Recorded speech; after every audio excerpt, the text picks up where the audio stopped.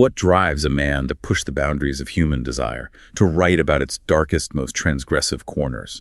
And what makes a figure so reviled as monstrous, simultaneously revered as maybe a profound philosophical pioneer? Today, we're embarking on a journey into the life and mind of Donatien Alphonse François, the Marquis de Sade, a name that, well, for centuries has evoked both scandal and deep intellectual intrigue. Indeed. And he wasn't just a writer. He was a French nobleman, a notorious libertine, even a political activist at times. His very existence seemed to embody this relentless push against conventional morality. Yeah, his legacy. Yeah. It's really tied up with these ideas of like extreme freedom, right? And unbridled eroticism, a challenging gaze into human nature itself. We're talking about a name that when you hear it, it conjures images of pleasure and pain, forcing us to confront really uncomfortable questions about our own humanity and the very boundaries society tries to impose. And that's precisely our mission today. We're launching into a deep dive into the tumultuous life, the provocative philosophy, and the enduring cultural impact of this man. A man whose name became synonymous with a specific, often shocking kind of pleasure and pain. You'll hear about the dramatic twists of his aristocratic lineage, his countless imprisonments, and, of course, the works that continue to fascinate, disturb, and challenge us. So prepare yourself for a journey that is, at times dark, always dramatic, and undeniably intellectually stimulating. We're stepping into the world of a figure who not only lived through an era of revolutionary change, the French Enlightenment and Revolution, but actively rebelled against pretty much every norm he encountered. He left a legacy that still sparks intense debate and forces us to reconsider what we think we know about human freedom and, well, depravity. Okay, so to really understand the genesis of such a defiant figure, we have to rewind, right? Back to the very heart of 18th century Parisian aristocracy. Our story begins June 2nd, 1740. In the opulent Hôtel de Condé in Paris. Imagine that, a birthplace just steeped in privilege and grandeur. He was the only surviving child of Jean-Baptiste François Joseph, the Comte de Sade, and Marie-Éléonore de Maillet de Carmont. And his lineage was quite something. The Sade family, though part of the, let's say, provincial nobility, could trace its roots way back to the 13th century. But it gets even more interesting because his mother's side connected him by blood to the King of France himself through the powerful Bourbon-Condé branch. So from birth, he was born into this fascinating mix of established, maybe not always top-tier nobility, and a direct, if junior, link to the absolute monarchy. It's a birthright that gave him immense privilege, but also placed him under intense scrutiny, especially when his behavior started to deviate from what was expected of an aristocrat. That's a complex family tree indeed. And his early childhood, I've read it was already quite indicative of the man he'd become marked by being spoilt, haughty, and prone to violent rages. How much do we know about these early signs, and what impact might that have had? Well, we have several accounts suggesting that even as a young child, Sade possessed a volatile temperament. There's a particularly telling anecdote from when he was just 4 years old.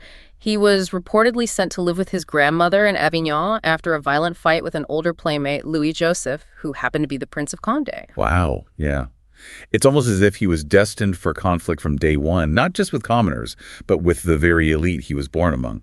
This early banishment, it could have instilled a sense of abandonment or alienation, perhaps fueling a nascent rebelliousness.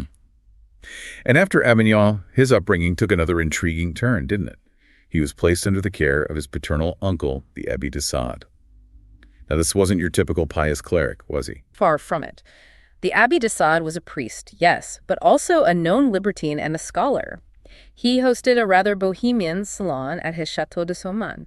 So imagine this. A young, impressionable Sade, steeped in aristocratic privilege, but also family discord, under the tutelage of an uncle who was not only a man of the cloth, but a notorious freethinker and pleasure seeker. This wasn't just a casual influence. This was early, direct exposure to a worldview that actively flouted the very moral codes the church preached.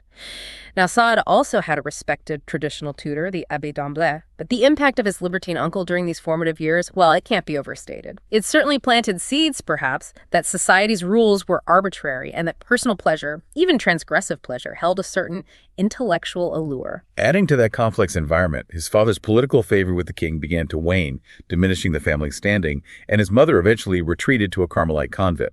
You could really see how this aristocratic, yet sort of fractured and unconventional family background could foster a unique and maybe volatile personality.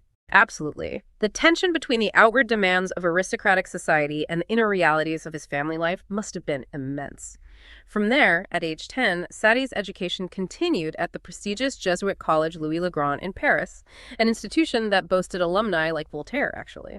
He immersed himself in the classics, Latin, Greek, rhetoric, and even participated actively in theater, which would later become a lifelong passion. However, his father's mounting debts meant Sade couldn't be a residential student alongside his wealthier peers. This likely limited his deeper interaction with the other aristocratic students and could have fostered a sense of isolation or otherness that further shaped his developing worldview. And here's where his history takes an even darker turn, leaving us with difficult questions. There's a significant historical debate surrounding whether he experienced corporal punishment, sexual abuse, or maybe sodomy while at this school, and the potential influence these experiences might have had on his sexual development and later writings. While we can't definitively prove anything, it's a difficult, unsettling possibility that biographers and scholars grapple with when looking at his later life. Indeed, it's a critical, though speculative, piece of the puzzle. And regardless of what exactly happened at school, his summer holidays offered a different kind of influence. He spent them with Madame de Raymond, one of his father's former lovers, and Madame de Saint-Germain, both of whom became sort of mother figures. These were clearly not conventional maternal influences, further painting a picture of a young man whose emotional and sexual education was far from typical for the era, exposing him to different forms of intimacy and perhaps blurred lines. Then came his military career. At just 15, in 1755, he was commissioned as a sub-lieutenant and served in the brutal 7 Years' War. He eventually rose to captain in the Burgundian cavalry. He actually gained a reputation as a good soldier, which is often overlooked given his later notoriety. Yet, even in the disciplined environment of the military, his inherent personality was already taking shape, sowing the seeds of his future conflicts. He was also known as a compulsive gambler, a reckless spendthrift, and, yes, a libertine. These habits damage any prospects for further promotion, indicating an early and pronounced resistance to conform, even in a highly structured environment like the army. After the Treaty of Paris ended the war in 1763, he was discharged and returned to Paris, intent on a life of pleasure, much to his father's considerable dismay. His father was by then deeply in debt and losing favor. So, discharged from the army, debt-ridden, and with a reputation for debauchery, Sade was a ticking time bomb.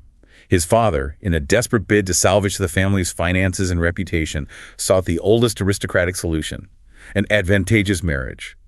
But did Sade, the man who already resisted every norm, simply fall in line with this arranged union to the powerful Montreuil family? He did, but reluctantly and with immense personal cost. It was decidedly not a love match.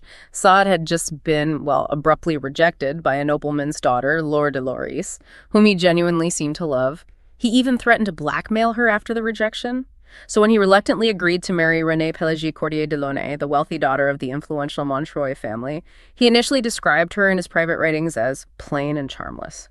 Ouch. Ouch is right. The wedding took place in May 1763. While he was initially pleased by her seemingly strictly Catholic demeanor, he later found her too cold and too devout. Yet she bore him 2 sons and a daughter, and remarkably became an accomplice, or at least a silent partner, in some of his alleged crimes, demonstrating a fascinating, if disturbing, loyalty. It's truly fascinating how the rigid morality, the aristocratic privileges, and the burgeoning Enlightenment ideas of pre-revolutionary France created such fertile ground for a character like Sade to emerge and fiercely rebel against. He was undeniably a product of his time, yet also its most radical critic and challenger. The sheer hypocrisy of the era, the chasm between outward appearance and private indulgence, seems to have been a major catalyst for his philosophical development and his transgressive acts. Absolutely. He existed in this tension where traditional structures were starting to crack under the weight of new philosophical thought. The Enlightenment, with its emphasis on reason, individual freedom, and the questioning of absolute authority, provided an intellectual framework. But Sade took those ideas to their most radical, often destructive extremes. He was, in a sense, a hyper-realized embodiment of the era's hidden desires and its open contradictions. He saw the world around him, particularly the aristocracy, as rotten with hypocrisy, and his writings and actions can be seen as a savage response to that perceived moral decay. He pushed every boundary not just for pleasure, but as a deliberate philosophical statement against what he saw as arbitrary and irrational societal constraints. So let's talk about those extremes. We now need to delve into the very heart of what makes the Marquis de Sade so infamous, his philosophy and his unapologetic, often horrifying exploration of eroticism. His works are notoriously scandalous, diving deep into themes of absolute freedom, unbridled desire, raw power, and moral transgression, pushing every conceivable boundary of what was and still is considered acceptable. That's right. Sade's characters don't just flirt with libertinism. They champion a radical, almost anarchic form of it. They believe in pushing beyond all social and legal norms, embracing acts that most societies would deem utterly depraved. This includes blasphemy, various forms of sexual intercourse, incest, sodomy, flagellation, coprophilia, that's sexual arousal from feces necrophilia, sexual attraction to corpses, and, horrifyingly, the rape, torture, and murder of both adults and children. What's crucial to understand is that the libertines in his stories argue these acts are not just permissible, they are, in fact, in accordance with the very laws of nature. This isn't random violence, it's presented as a reasoned philosophical choice. That's a chilling justification and a difficult concept to grasp. So what are the core philosophical underpinnings of these truly shocking ideas? How did he build this disturbing worldview? At its core, Sade's philosophy wasn't just atheist, it was radically materialist and deterministic. He took the Enlightenment's focus on reason to its most brutal conclusion, arguing, much like earlier thinkers such as Lemaitre and Holbach, and drawing on Hume's determinism, that if the universe is just matter in constant flux, a vast and different machine, and we're just part of that material dance, then the concept of free will is utterly meaningless. Right. Think about the intellectual earthquake this creates. If everything is predetermined by natural laws, then what becomes of concepts like guilt, virtue, or punishment? It doesn't just make moral responsibility murky, it potentially annihilates it, leaving a void that Sade's libertines were only too eager to fill with their own extreme desires. So if there's no God and no free will, as his characters argue, does that mean traditional morality is simply rendered meaningless, or is it actively converted into something else entirely? What's the practical, horrifying outcome of that philosophical leap? It's not just meaningless, it's often for them an active inversion. This leads directly to what some describe as a complete system of nihilism, where the very concept of good and evil as we know it dissolves. For Sade, morals are simply human conventions, arbitrary constructs imposed by the weak to control the strong. Individuals, his characters argue, have a right or even an obligation to ignore laws or moral precepts that are contrary to these fundamental laws of nature. And these laws are interpreted as the brutal, indifferent processes of creation and destruction that pervade the natural world. And this nature itself takes on an almost deified role in his philosophy, yet it's deeply contradictory, which is a key insight into his intellectual wrestling. Can you elaborate on that paradox? It's a central tension. His libertines sometimes venerate nature, seeing it as this all-powerful, often destructive force whose laws, like the cycle of creation and destruction, the predator-prey dynamic, must be embraced, even emulated above human-made morality. They argue that to destroy is as natural as to create, and therefore violence and cruelty are merely reflections of nature's own indifference. But then, in the very next breath, they view nature as a rival, something to be conquered or even outdone by their own sheer power of will and intellect. It's a fascinating paradox. Are we submitting to nature's brutality or asserting our own through it? This intellectual wrestling, this tension between submission and domination, is at the heart of their justification for extreme acts. In this framework, the only true human value becomes the egotistical pursuit of one's passions. And the primary passion for Sade is the sex drive, which he believed was inextricably linked to impulses for destruction, violence, and domination. This sounds incredibly bleak, but it explains how crime itself becomes not just a means to an end, but a source of pleasure and even philosophical fulfillment for his characters. Exactly. For his characters, crime isn't just necessary for establishing or preserving their domination. It's a profound pleasure in itself, a way to exert ultimate control and defy a meaningless universe. There's even a horrific hierarchy of pleasure that his characters meticulously construct, from merely failing to help those in need, which gives the least pleasure, all the way up to the torture and murder of children, which they argue provides the greatest pleasure because it represents the ultimate violation, the complete dominance over innocence or potential. This isn't just shocking for shock value, it's a meticulously argued, albeit perverse, philosophical system woven throughout his works. And he used his writing to relentlessly challenge societal norms, combining these graphic descriptions with lengthy philosophical discourses. His major works, like The 120 Days of Sodom, Justine, Juliet, and Philosophy in the Bedroom, are filled with these dark explorations. The way his writing directly attacks religious dogma, exposes societal hypocrisy, and dissects conventional morality around sexual freedom and power dynamics is truly unsettling. Consider, for example, the audacious proposals his characters make within these narratives. In Philosophy in the Bedroom, one of his fictional characters, Louis Chevalier, proposes state-funded, free public brothels. Now, this specific idea has led to wildly varied interpretations, demonstrating the complexity of deciphering Sade's intent. Some scholars, like Marshall, have seen it as a radical, almost utopian attempt to reduce sex crimes by satisfying universal desires, including the need to command and be obeyed, suggesting a public outlet for natural, if transgressive, urges that would otherwise fester in private. But I imagine there are far more critical interpretations of an idea like that, especially regarding what it would mean for women. Absolutely. Andrea Dworkin, for instance, offered a starkly contrasting view. She argued it implied compulsory prostitution from childhood, effectively allowing men to rape women and girls under state sanction, stripping away their autonomy completely and making them tools for male gratification. Right. Other critics, like Gray, suggest it should be read as subversive irony, a satirical jab at the rampant, if hidden, sexual exploitation of his time, rather than a literal policy proposal he genuinely endorsed. This highlights the inherent difficulty and ongoing debate in understanding Sade's true intentions through his fiction. Was he truly advocating for these extremes, or was he merely holding up a distorted mirror to society, using satire and irony to provoke? So, with these shocking philosophical assertions laid bare, we hit a core dilemma in any study of Sade. This question of his true authorial voice is not just academic, it dictates how we read his entire controversial body of work, and it's a debate that bleeds directly into the shocking narrative of his own life. It's a central difficulty for anyone studying Sade.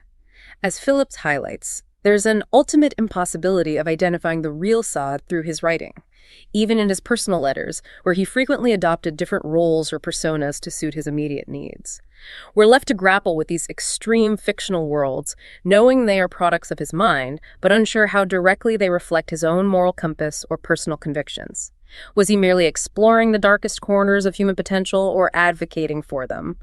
The debate continues to rage because his work is so deliberately ambiguous, so provocative, that it forces us to confront our own comfort levels with interpreting such material. And that question brings us perfectly to the actual events of his life, which were often as scandalous and transgressive as anything in his books. His life was a constant cycle of accusations, escapes, and imprisonments. It's almost as if he was living out his own libertine narratives. Let's dive into some of the most notorious incidents that defined his existence, starting just months after his reluctant marriage. Indeed. One of his first major scandals, the Testard affair, unfolded in October 1763, only 4 months after his wedding. Sade was accused of blasphemy and inciting sacrilege, which in 18th century France were capital offenses, punishable by death. Wow. He had hired a prostitute named Jeanne Testard. According to her vivid testimony to the police, Sade locked her in a room, then launched into a tirade of obscenities against Jesus and the Virgin Mary, declaring there was no God. This wasn't just a private indulgence. It was an active assault on religious belief. And his actions with Testard escalated dramatically from there, didn't they? They absolutely did. Testard reported that he masturbated with a chalice and crucifix, shouting further blasphemies. He then requested she beat him with a cane and a heated iron scourge, which she refused. Under threat of pistols and a sword, he allegedly compelled her to trample a crucifix and utter her own blasphemies. She also stated that he proposed sodomy, another capital offense, which she refused. After she finally escaped and reported him, Sade was arrested by personal order of King Louis XV and jailed in Vincennes. He wrote contrite letters, and after his father pleaded for clemency, he was released by royal clemency, though exiled. This early incident vividly illustrates his pattern of using sexual encounters as a stage for philosophical and religious transgression, pushing the boundaries not just of intimacy, but of belief itself. That's a dramatic and telling start to his public record. But it wasn't an isolated incident, was it? The Arcou affair in 1768 further cemented his reputation for shocking behavior and brought him back into the public eye in a most unflattering way. On Easter Sunday, of all days, Sade encountered a 36-year-old widow named Rose Keller who was begging in Paris. He offered her a job as a housekeeper and took her to his country residence in Arcou. Keller's account was horrifying. She claimed he locked her in a room, tied her down, whipped her with a cane or a cat o' nine tails, cut her with a penknife, and poured hot wax on her wounds, all while threatening her life. She managed to escape by jumping from a window and reported him, The details were gruesome and quickly became public knowledge. So his powerful mother-in-law, Madame de Montreuil, stepped in once again to try and manage the fallout and protect the family name, didn't she? The extent of her involvement here speaks volumes about the societal pressures of the time. Yes, she quickly paid Keller a considerable sum to withdraw the complaint, but it was too late. The king had already issued a lettre de cachet, a sealed letter from the king ordering imprisonment without trial for his arrest, leading to his imprisonment. While the king eventually pardoned him for the criminal charges, likely due to the Montreuil family's immense influence, Sade was returned to prison anyway under the lettre de cachet. He was eventually released to his estate at Lacoste under strict supervision. What's fascinating here is Sade's own defense. He claimed Keller was a willing prostitute and denied the more severe allegations, stating she didn't complain about the flagellation at the time. This affair was widely publicized, causing significant damage to both the Sade and Montreuil families' reputations and establishing a pattern of alleged non-consensual acts and legal evasion. The scandals continued to mount, leading to the infamous Marseille affair in 1772. This one had truly dire consequences, escalating the legal repercussions to an entirely new level. It did. Sade and his manservant, Latour, engaged in an elaborately staged orgy with 4 prostitutes in Marseille. This involved sexual intercourse, flagellation, and potentially active and passive anal sex. During the events, Sade offered the women aniseed-flavored pastilles, which he had laced with Spanish fly, a known aphrodisiac that can be toxic in higher doses. 2 of the prostitutes became critically ill after ingesting them. One, Marguerite Coste, filed a complaint, leading to Sade and Latour being sentenced to death in absentia for sodomy and poisoning. To truly grasp the severity of this, they were even burned in effigy, a symbolic execution carried out in their absence, sending a clear message of societal condemnation. A death sentence, even in absentia. That wasn't just a slap on the wrist, it's incredibly severe and shows how much societal norms were being challenged. What did Sade do in the face of such a dire pronouncement? Absolutely. He fled to Italy with his sister-in-law, Anne Prosper, in what amounted to an elopement. This further enraged and completely alienated his already powerful mother-in-law, Madame de Montreuil. She used her considerable influence to secure his arrest and imprisonment in the fortress of Milans in Sardinia, from which he later dramatically escaped, once again demonstrating his cunning and audacity. This series of events shows a pattern of escalating transgression and the constant desperate efforts by his family to control him, often to no avail. He simply could not or would not conform. And his escapes were always short-lived, weren't they? He just seemed to keep finding new ways to provoke outrage, as seen in the Lacoste and Traillet affairs between 1774 and 1777, often involving young servants. His pattern of behavior continued. Back at his estate in Lacoste, with his wife's tacit consent, apparently, Sade engaged in more orgies, this time with young servants, some as young as 15. These involved sexual intercourse and flagellation. Understandably, families filed charges of kidnapping and seduction, deeply concerned for their children's welfare and reputations. Once again, Madame de Montreuil intervened, going to astonishing lengths. She had one runaway servant, Nanon Sablonnière, imprisoned on false theft charges to prevent her from giving damaging testimony that could further implicate Sade and shame the family. The lengths his family went to protect their name, even at the cost of others, were extraordinary and speak to the rigid class structures of the era. But despite his family's strenuous efforts, the scandals continued to snowball. Yes. In 1776, after hiring new servants, one father, Catherine Trailla's father, confronted Sade, firing a pistol at him, which mercifully misfired. He then filed a formal complaint. This incident was the final straw for Madame de Montreuil. She arranged for Sade to be lured to Paris with a false message about his mother's grave illness, only for him to discover, upon arrival, that she had died 3 weeks prior. He was then promptly arrested under an existing lettre de cachet related to the Marseille affair and imprisoned in the Vincennes fortress. So began a long period of extended imprisonments, which ultimately consumed a significant portion of his adult life, ironically becoming his most prolific creative period. His time in Vincennes and later the Bastille from 1777 to 1790 was paradoxically his most prolific writing period. It was during these years of profound confinement that he penned major works such as The 120 Days of Sodom, Dialogue Between a Priest and a Dying Man, and the first version of Justine. He was literally writing some of his most transgressive works while utterly deprived of the freedom he so fiercely championed. Famously, just days before the Bastille was stormed in 1789, he shouted from his cell to passers-by that the warders were killing prisoners, inciting the crowd, and leading to his hasty transfer to Charenton Insane Asylum. Just days before. Just days. When the Bastille fell, his personal effects, including many manuscripts, were looted from his cell, a symbolic loss that deeply affected him. That's a powerful image. The writer of radical freedom literally imprisoned, then inadvertently freed by the very revolution he was shouting about, only to find his works plundered from his cell. When lectures de cachet were finally abolished in April 1790, he was released, thrown back into a world that was utterly transformed. His freedom was, however, fraught with new challenges and dangers. His marriage was officially dissolved, and he began a long-term, surprisingly stable relationship with the actress Marie-Constance Cannet.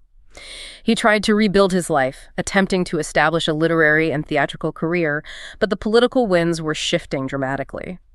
Initially, he supported constitutional monarchy, but as radical Republican sentiment grew, his noble ancestry and past support for the monarchy put him at immense risk.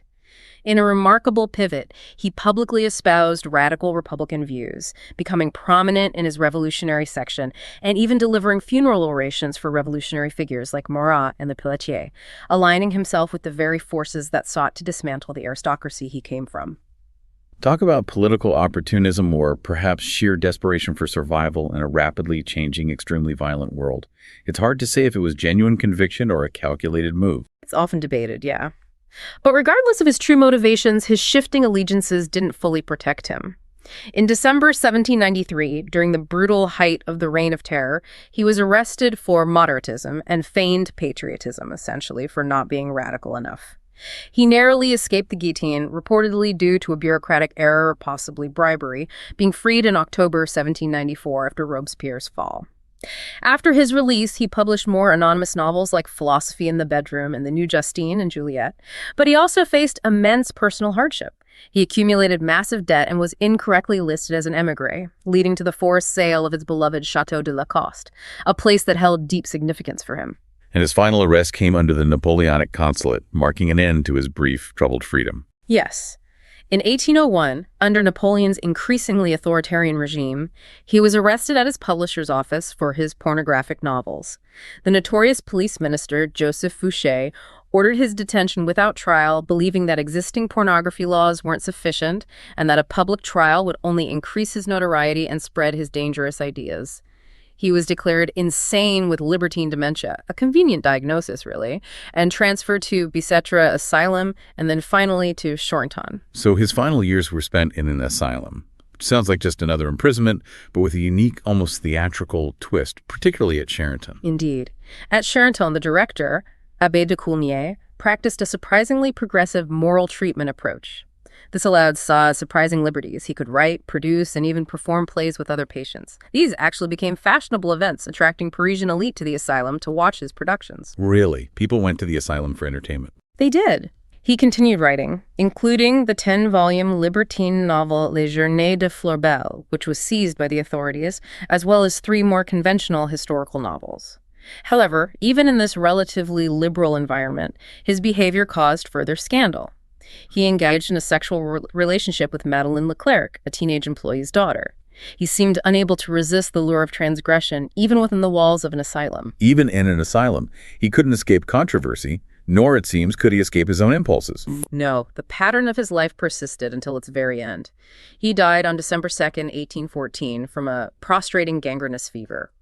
His will requested burial at Malmaison without autopsy or pomp of any kind, reflecting his lifelong disdain for religious rites and public spectacle. However, that property had long been sold, and he was ultimately buried with religious rites at Charenton against his wishes. His skull was later removed for phrenological examination, a now discredited science that claimed to determine character traits from skull shape. And tragically, his son, Claude Armand, brained his remaining unpublished manuscripts, including the vast Les Journées de Florbel, effectively censoring much of his father's remaining work from posterity. What a life, lived on the absolute knife edge of society's limits, society's shifting views on morality, crime, and punishment. From royal clemency under the monarchy to revolutionary justice, and then Napoleonic crackdowns shaped every facet of his existence. It forces us to ask, was he a monster, a brilliant provocateur, or perhaps a victim of his own unchecked desires and the turbulent, hypocritical times he lived in? It's a question that truly defies simple answers, because he was arguably all of those things. His life was a mirror reflecting the societal hypocrisies and intellectual ferment of his era, but also a testament to individual will pushed to its most extreme. The blurred lines between his actions, his characters' philosophies, and the societal reactions are precisely what make him such an enduring and often uncomfortable subject of study. He lived a life that mirrored the revolutionary upheaval around him, constantly dismantling and rebuilding, even if only for his own gratification. That's the perfect segue into his literary legacy, which, despite all the controversy and imprisonment, is truly immense and complex.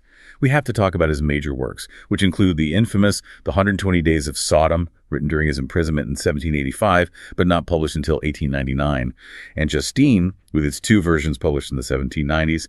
Then there's Philosophy in the Bedroom and Juliet. These are the works that truly cemented his notoriety. Beyond these highly controversial texts, it's worth noting that his work wasn't exclusively pornographic. For example, Dialogue Between a Priest and a Dying Man, written in 1782, is a relatively short, non-pornographic philosophical treatise, yet it outlines many of his core philosophical themes: the non-existence of God, radical materialism, determinism, and a pragmatic, relativistic morality, all articulated with chilling clarity. He also wrote the epistolary novel Aline and Valcour, and a collection of non-pornographic tales called The Crimes of Love, which ironically still contain themes of incest and libertinage, even if they lacked explicit descriptions. Later in Sherrington, he even penned more conventional historical novels like Adelaide of Brunswick, demonstrating a surprising versatility beyond the scandalous.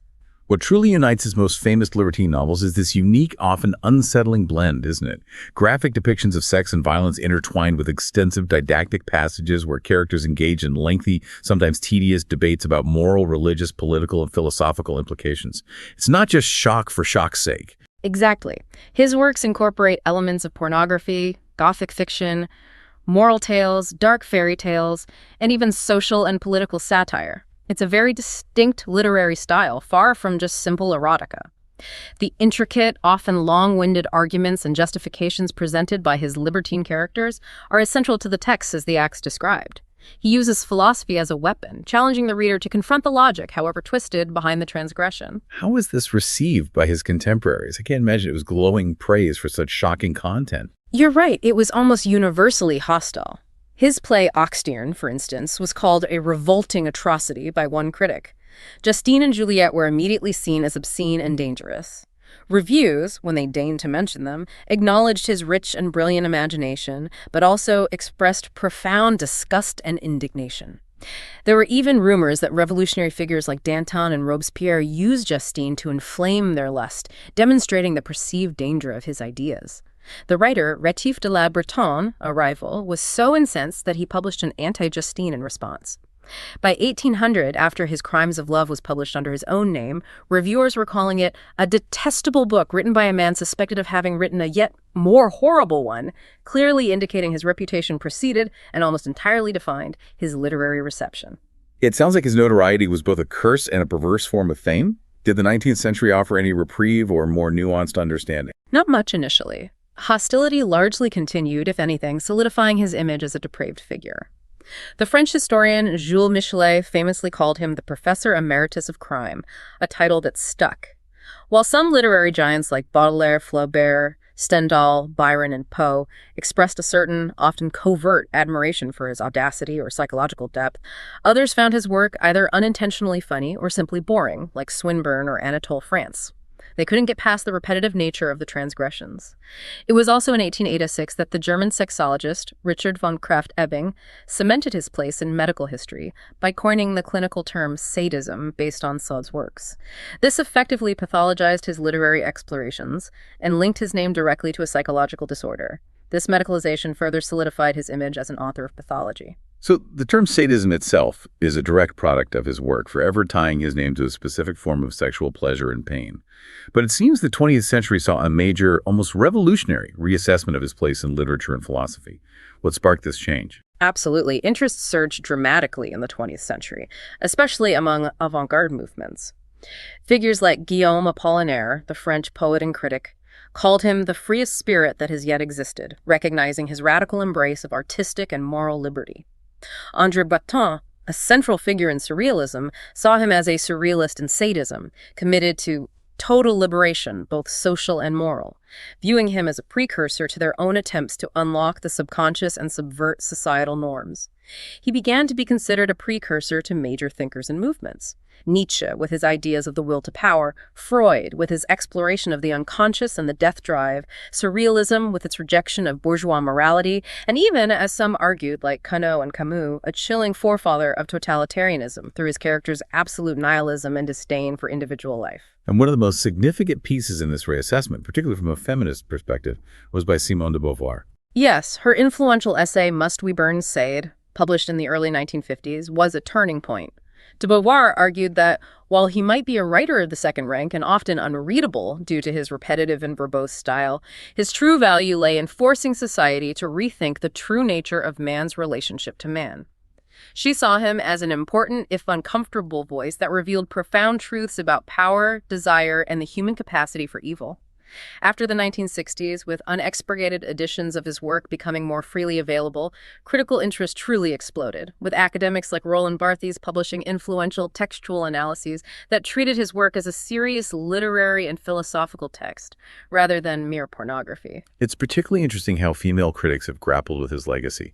There are starkly conflicting viewpoints here, representing the ongoing tension in how we interpret his work. Very much so. On one hand, you have praise from figures like Angela Carter. In her 1978 work, The Sadean Woman, she argued that Sade paradoxically put pornography in service of women by claiming rights of free sexuality for them and depicting them in positions of power, even if that power was achieved through violence. Camille Paglia, in 1990, viewed him as a rigorous philosopher of power relationships and sexuality, even seeing him as a vital satirist responding to Rousseau's sentimentalized view of nature. Annie Lebrun has also praised his emphasis on sexuality and the body, viewing his work as a radical form of poetry that breaks conventional forms. These interpretations see a subversive, even liberatory aspect to his extreme depictions, suggesting he unmasked societal hypocrisies and gave voice to suppressed female desires for agency, however violent. But then on the other side, there's fierce condemnation from other feminist critics. Andrea Dworkin, in her seminal 1981 work, Pornography, Men Possessing Women, offered a powerful and uncompromising condemnation. She argued that the veneration of Sade was, in essence, a veneration of violence against women. She contended that his fiction portrays women as naturally prostitutes, and men as having a natural right to rape them, and that female libertines only gained power by adopting violent male sexuality, effectively becoming perpetrators themselves within a male-defined framework of domination. For Dworkin, Sade's work was not liberating, but rather a blueprint for misogynistic violence, and his literary rehabilitation was deeply dangerous. This enduring split in interpretation highlights the complex, often irreconcilable challenge Sade poses to literary and moral criticism. It's clear that even today, there's no easy consensus on his literary value or meaning, nor on his moral standing. What's his status within the literary canon now? Well, in 1990, in a move that shocked many, he was published in the prestigious French Bibliothèque de la Pléiade series, an honor Roger Shattuck likened to an artist entering the Louvre, a definitive stamp of literary canonization, placing him among France's greatest authors. More recently, in 2014, French novelist Pierre Guyotat called him our Shakespeare, citing his sense of tragedy and sweeping grandeur. However, even with this rehabilitation, critics like Roger Shattuck and Michel Onfray have continued to voice strong criticism, highlighting his relentless focus on sexual violence and calling the hero worship surrounding him intellectually bizarre. They remind us that for all his philosophical provocations, his actions and writings often depicted immense cruelty, making him, in Shattuck's words, a sexual delinquent, and a figure that demands constant ethical scrutiny, not uncritical admiration. So the debates over whether he was a genius or a monster continue to this day, and that leads us to his broader cultural and erotic significance. Beyond his books, his very name gave rise to a concept that has deeply influenced psychology and culture: sadism. That's right. Sade's work directly led to the term sadism, which is now a clinical concept, included in psychological diagnostic manuals. It's defined as experiencing sexual arousal in response to extreme, non-consensual pain, suffering, or humiliation inflicted on others. It's crucial, however, to distinguish this clinical definition from consensual BDSM practices, which involve mild or simulated pain, often within a carefully negotiated power dynamic, and are explicitly based on mutual agreement and safe words. Right. That's a key difference. Absolutely. The essence of clinical sadism, as derived from Sade, involves a lack of consent, a deliberate desire to inflict extreme suffering, and the psychological gratification derived from that control and pain. So his influence extends far beyond just literature into how we understand human psychology and sexuality, impacting the very language we use to describe certain behaviors. Precisely. Post-World War II, in particular, intellectuals like Georges Bataille, Michel Foucault, and Camille Paglia engaged deeply with Sade as an early, albeit disturbing, thinker on sexuality, the body, transgression, and nihilism.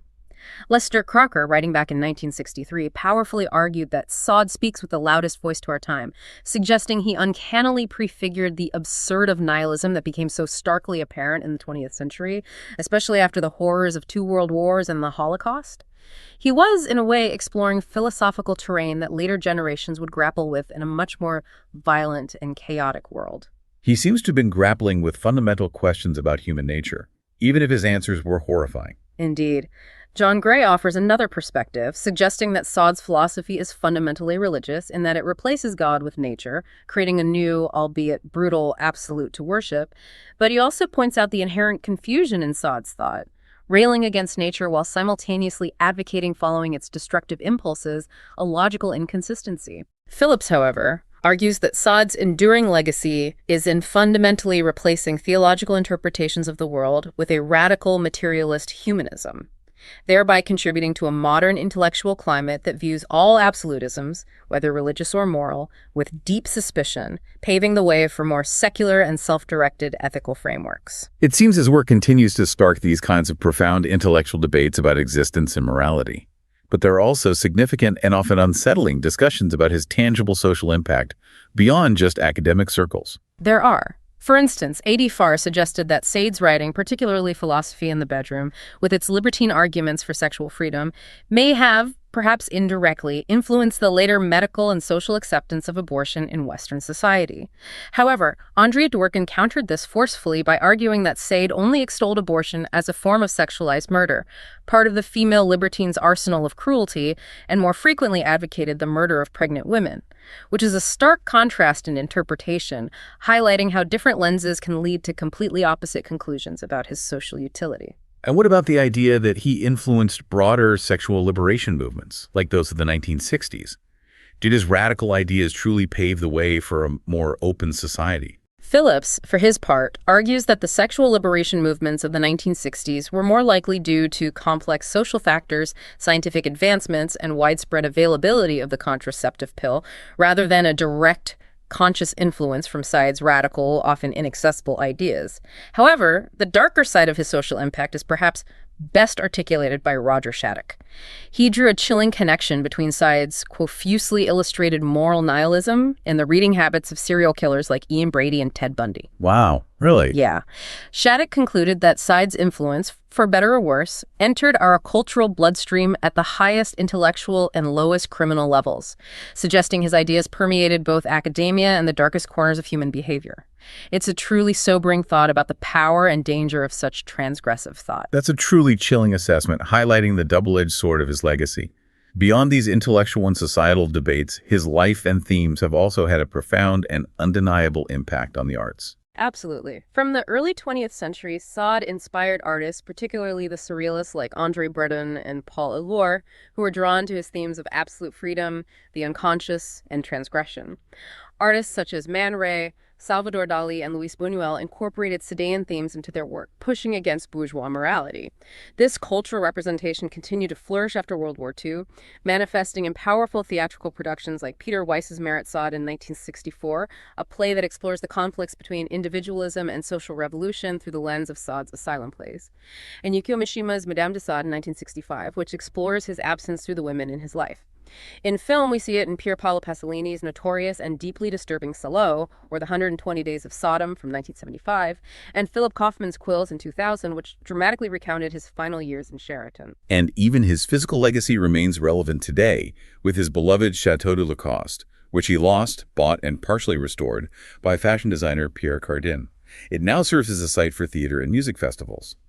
So, despite, or perhaps because of all this controversy, his work continues to captivate, provoke, and terrify. Why do you think his shadow looms so large, even centuries later?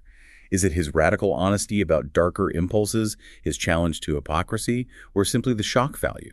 I think it's all of those, intertwined in a complex tapestry.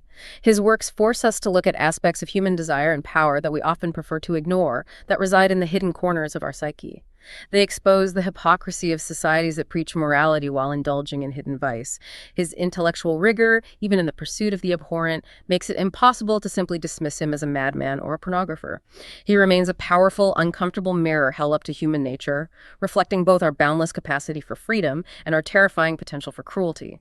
He forces us to ask, how far can or should individual freedom go, and at what cost to others and to society itself? Well, we've certainly journeyed through the controversial life of the Marquis de Sade, from his aristocratic origins and scandalous escapades to his prolonged imprisonments, and the profound, often disturbing impact of his transgressive philosophy.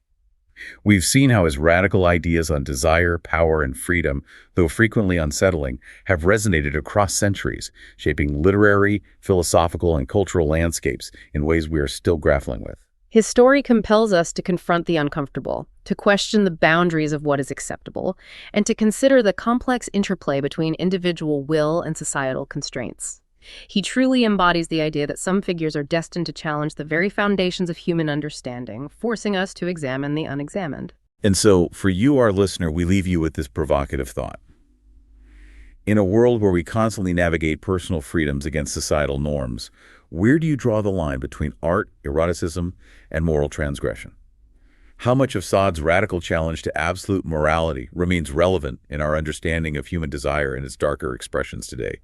What unexamined corners of human experience might his work still compel us to confront, in ourselves or in society, whether we choose to read him or not? Think about it. He asks us to look at what we're afraid to see. Thank you for joining us on this deep dive into the extraordinary and often unsettling world of the Marquis de Sade.